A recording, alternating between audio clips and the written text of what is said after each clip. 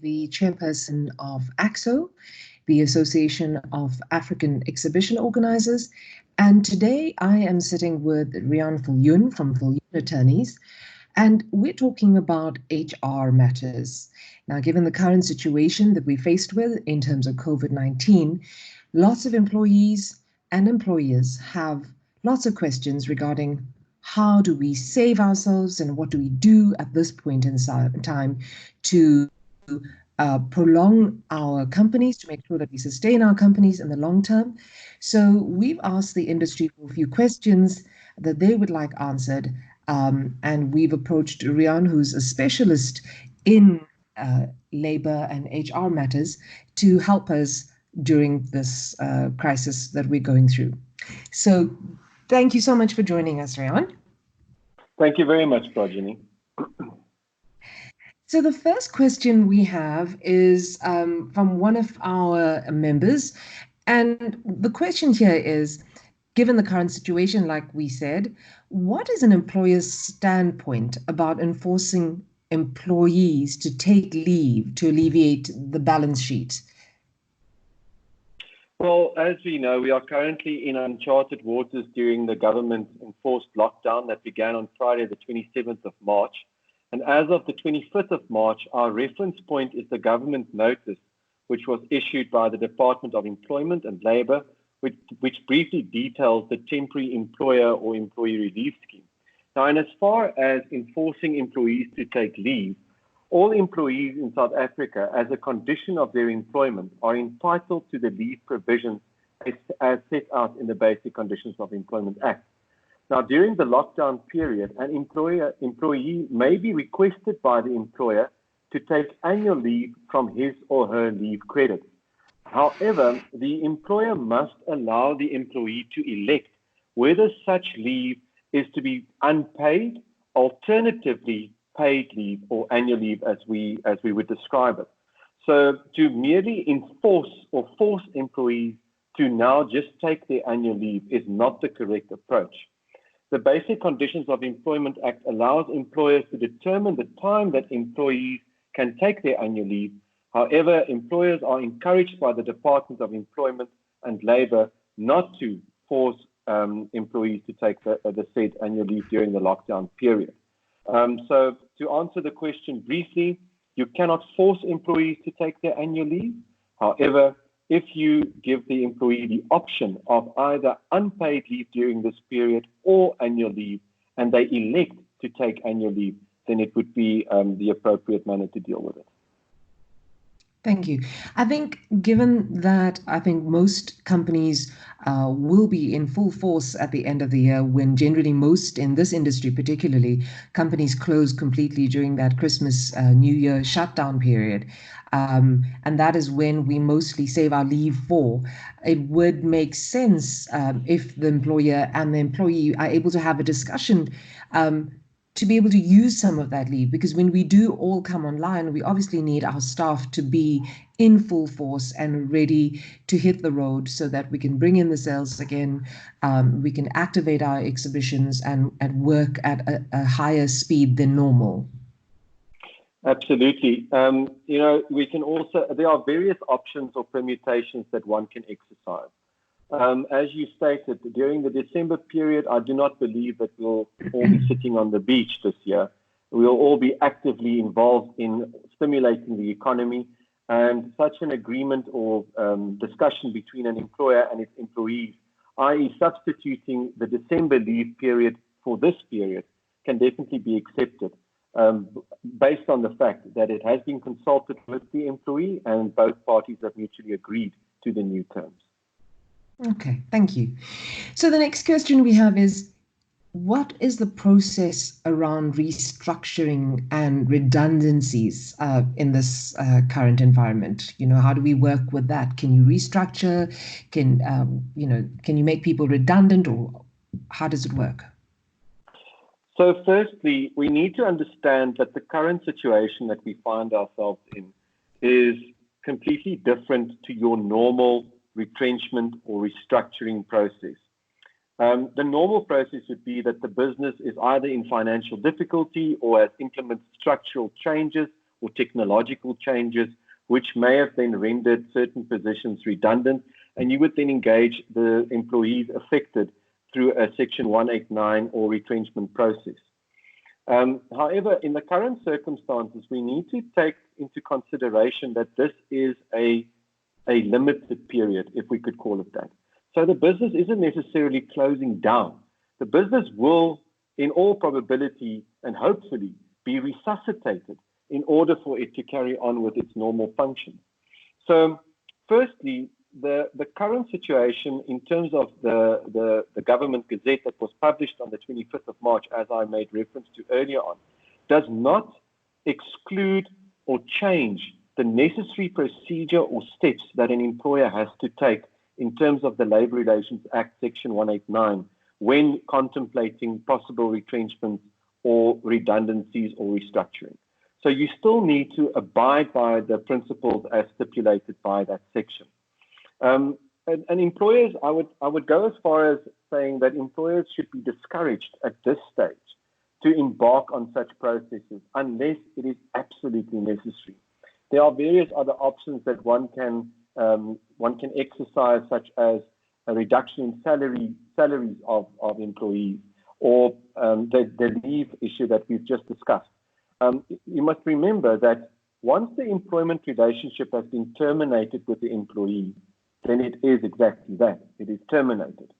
Further to that, when one considers the financial effects of a retrenchment exercise, you need to take into consideration that every employee that is affected and subsequently through the due process is then retrenched has to be paid 3 statutory payments.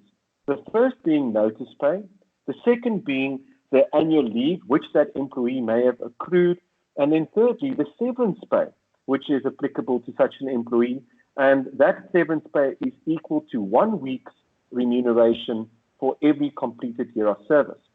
Now, for an already cash-strapped entity, that could be the final blow to its cash flow. So as I've stated, and I would like to reiterate, this should be the last step that an employer should consider. We might need the employees in time to come, give June, July, or September, or as you stated, during the December period. And then you would have to rehire, barring the fact that you've now already dipped into your cash flow to run through the retrenchment exercise.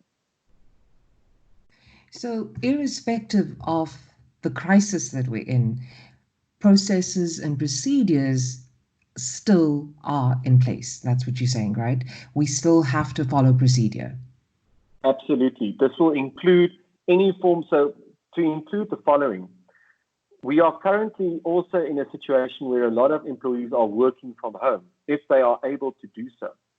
Now, my practice has developed various policies in these different circumstances, and it envisages that employees as well as employers must keep in mind that the normal disciplinary steps regarding misconduct, poor work performance, incapacity are all still regulated by the Act together with Schedule 8 of the Labour Relations Act. So there is no cutting corners in as far as following due procedure. And as all matters go, we stand on 2 legs. The one is the substance behind, let's call it the said dismissal, as well as the manner in which that dismissal takes effect.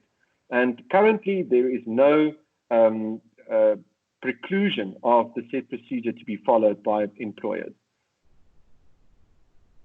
So currently, I mean, we're all restructuring in a way in terms of the way we work. We're restructuring the way we work. We're restructuring because we're all working from home. And I think what's very important for all employers right now in terms of doing business as unusual as it is to make sure that the guidelines for working from home are set in place. So would that mean amending contracts, or could you add an addendum to contracts? Yes, obviously. In like, I like to compare the employer-employee relationship to a marriage. Whatever the one partner does should be communicated clearly with the other partner. And on communication, there should be consensus and agreement. So yes, you can amend current contracts of employment. However, keep in mind that you are changing terms and conditions of the said or erstwhile employment relationship. And such changes can only take effect through joint meaningful consensus seeking processes, communication, and then subsequent agreement. The implementation of a policy is also recommended, especially when one now has employees who work from home. What we need to understand is that that employee is effectively still at the office, in brackets, regardless where they sit. The work output still needs to follow through, and the instructions given to such an employee still need to be adhered to. So yes, an amendment in as far as a policy, which I've stated earlier on, a COVID-19 work from home policy, is an absolute must, because the parameters must be set out clearly of what the expectation of the employer is and also that of the employee. Yes, that I think would be extremely helpful, because we all just flew into this work from home mode. We all had to make it happen and make it happen quickly. But agreed, I think it's really, really important that employers right now have that communication in place, put together a document, and then obviously as we learn, it will change and it will amend. But it's like you're saying, constantly about that communication between the employer and the employee to understand the parameters of working from home, because our staff also come from different backgrounds and different kinds of homes. So there's a lot to take into consideration there. Now, when yes, sorry, Projeni, just on that point. Dealing with numerous commercial agreements and also employment contracts, I have found that parties get strapped down by the legalese of these documents. So whenever an employer is considering drafting a policy, like we said, let's call it the COVID-19 policy, be clear. Say what you mean and express what you want. You do not need to sugarcoat it. As long as both parties are on the same page and aligned as to what the expectations are, you should be able to enforce those policies. Great, thank you so much. Okay, so another question we have here is, how do we get help as an exhibition company? Obviously, there's been cancellations and postponements of several shows, and with new dates. Where can we get help, and how? How do we go about this as exhibition companies? Now, firstly, with most exhibition companies, we do have exhibitor agreements, which we have sent out to all exhibitors, as well as agreements between ourselves and the venues. Now, everyone has been harping on the issue of force majeure.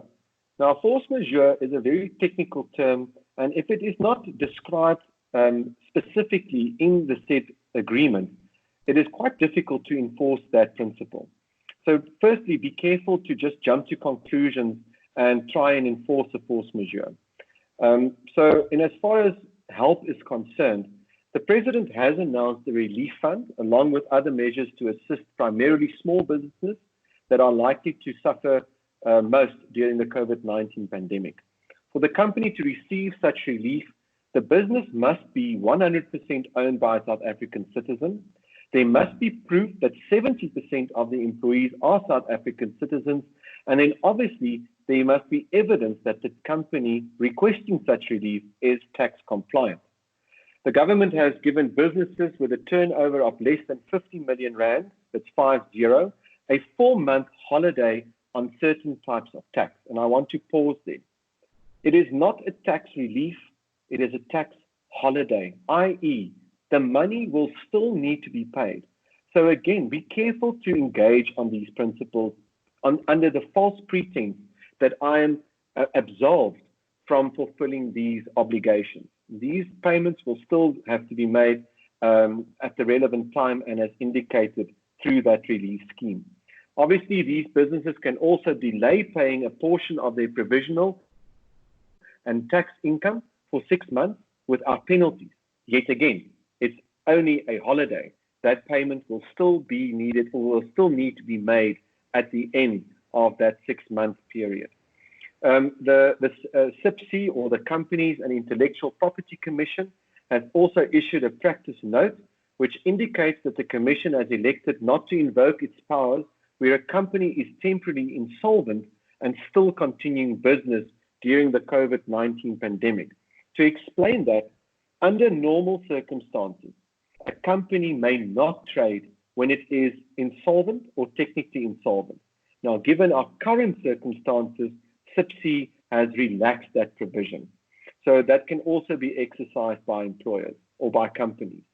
In as far as that stipulation is concerned, the time limit has not yet been set or regulated, but for current purposes, if you are technically insolvent, you may trade and will not be regarded as delinquent or trading under the auspices of the original Companies Act provisions. Most of the major banks are also offering some support or forms of support. Standard Bank, as from 1 April, will support SMMEs or SMEs with a payment, again, holiday for 90 days in the effort to restructure payments and for those repayments to come into effect, yet again, after the said 90-day period. Also, FNB will provide relief to individuals and businesses who are customers of theirs, who are also financially stable, but have been impacted by the COVID-19 pandemic. So there are various options available in as far as relief and relief schemes are concerned. However, I would urge companies who are in a financial position and who are still in control of their own destiny to implement internal measures first, prior to seeking these relief or exhausting these relief schemes. Absolutely agree. I think that is so important because when we are in crisis, we immediately want to go outside our boundaries in terms of our companies to look for help outside. But I think it's really important that company owners sit with their excos and their boards and their key personnel to work out the possible solutions. I think that really is important. Like you say, there are these options out there, but use it carefully in order to sustain yourself long term. Okay. Just quickly, Projeni, yeah. sorry for interrupting you. There's obviously, and I just want to touch it briefly, the Employee or Employer Relief Scheme, also referred to as TERS. The Minister of Employment and Labour has issued a directive called COVID-19 Temporary Relief Scheme, which is also a special benefit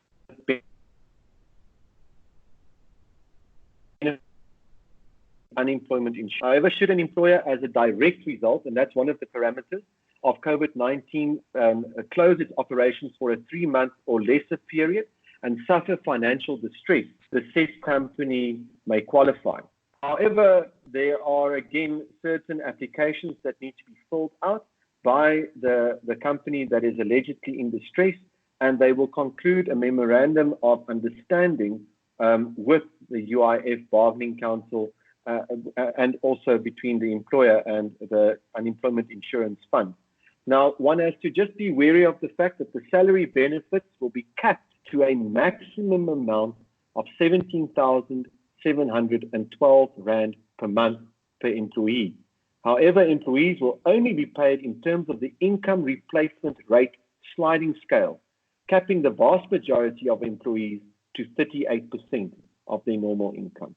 So again, there is an opportunity, but it comes with certain preconditions. Okay, thank you.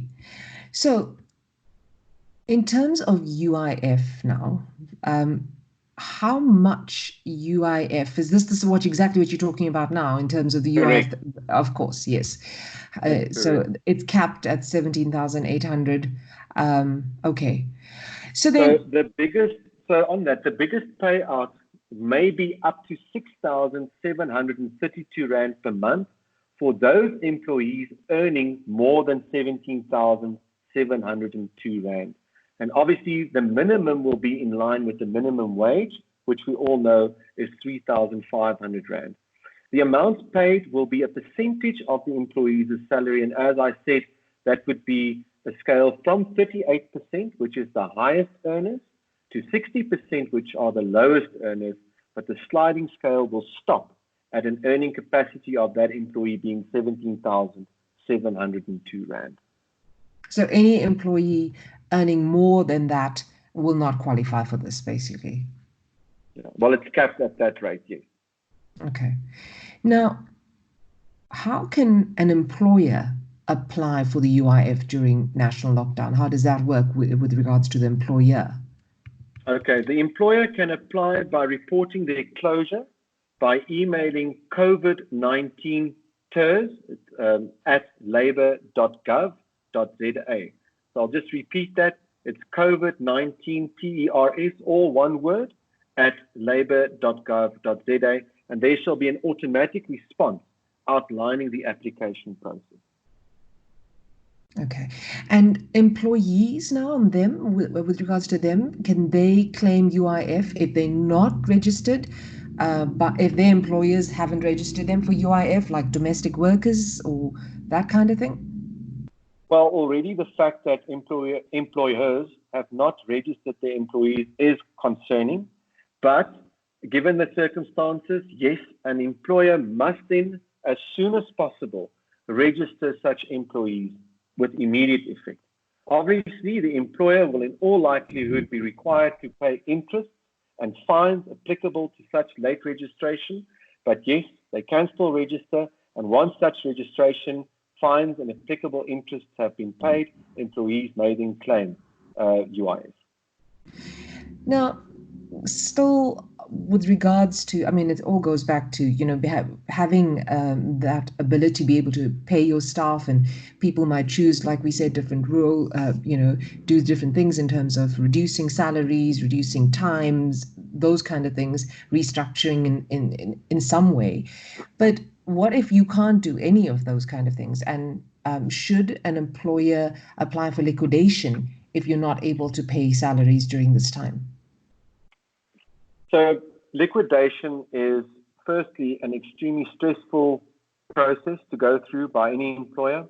And with most of my clients who have faced financial difficulties, I absolutely try and discourage them from taking such drastic measures. The point behind it is, and I will go back to what I've said earlier on, is this is a temporary situation that we find ourselves in.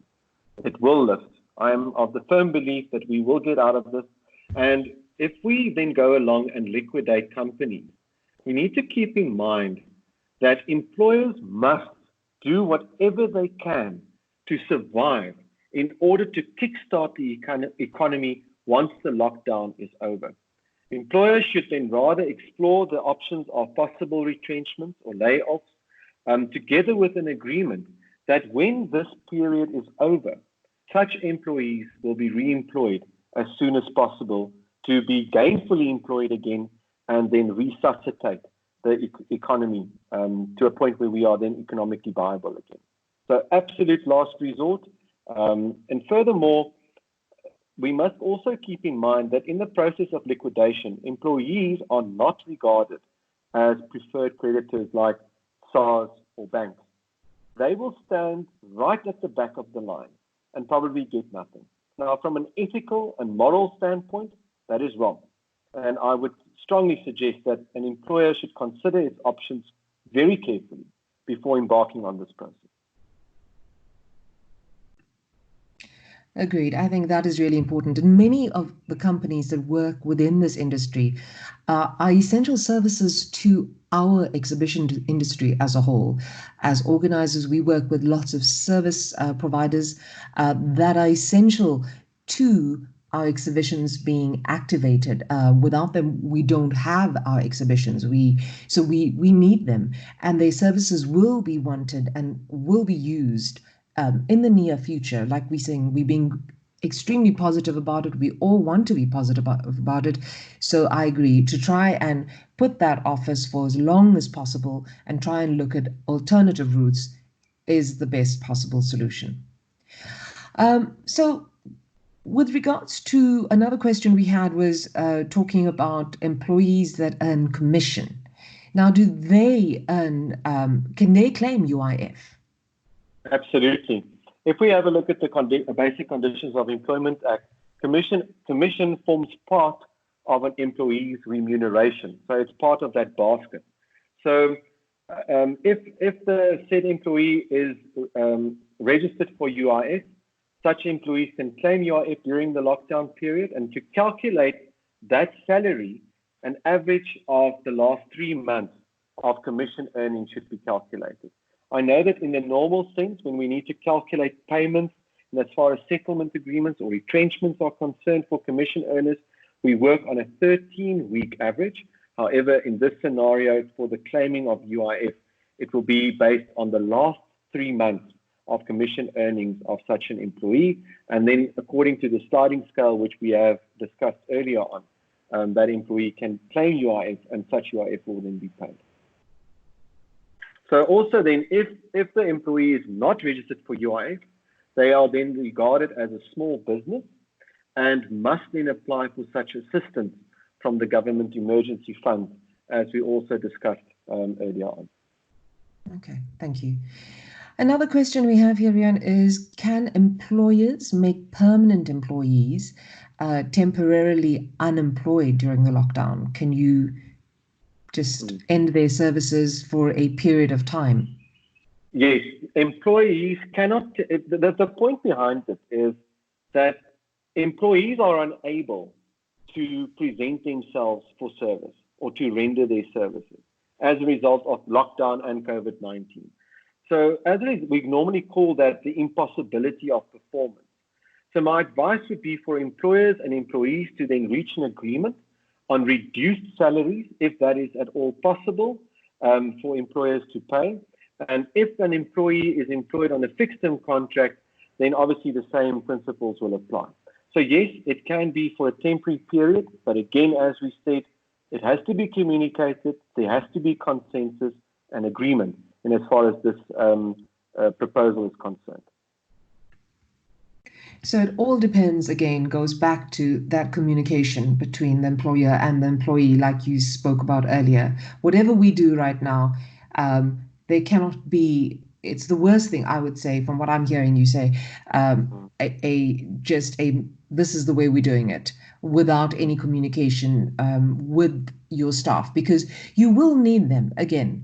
When things are fine again, these are skilled workers that we're talking about that have worked with companies for many years, and you will need their services again. So communication, from what I'm understanding here, is really, really important at this point in time.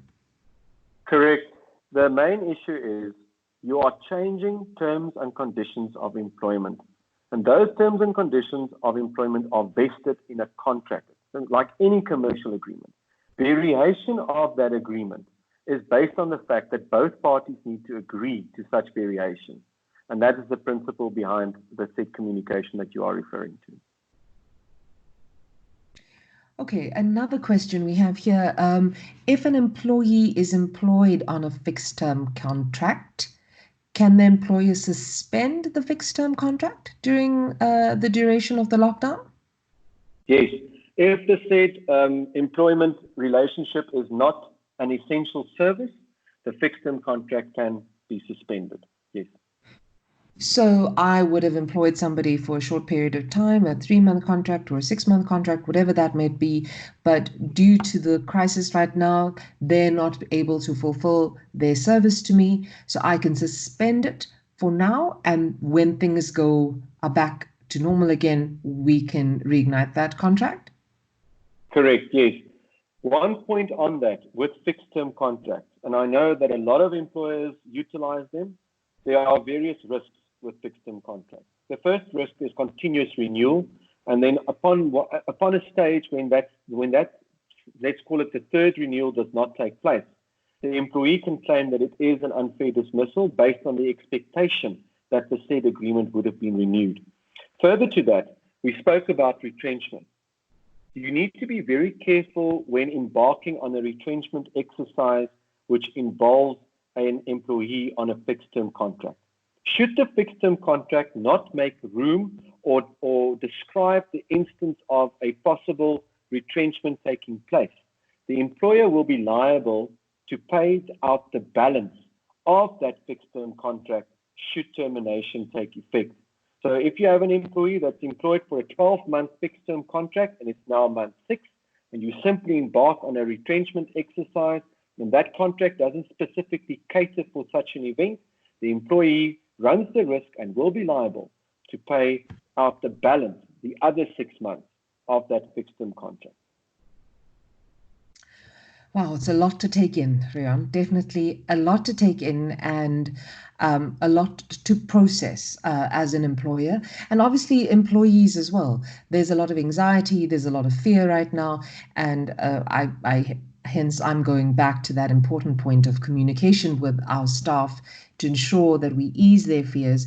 As uncertain as this situation is, we all uncertain. We have no idea when the end would be. As positive as we are, again, it is important to connect with our employees on a daily basis so that they understand what our companies are doing. Thank you so much, Riaan. It has been lots of information to take in. I know that you are available and you will be sending us some information that we can send out as well to our members to assist them further. And if they would love to chat with you further, we will send your details their way. Riaan Viljoen from Viljoen Attorneys, chatting with us about all things HR related during COVID-19. Thank you for joining us, Riaan. Thank you very much, Prajini.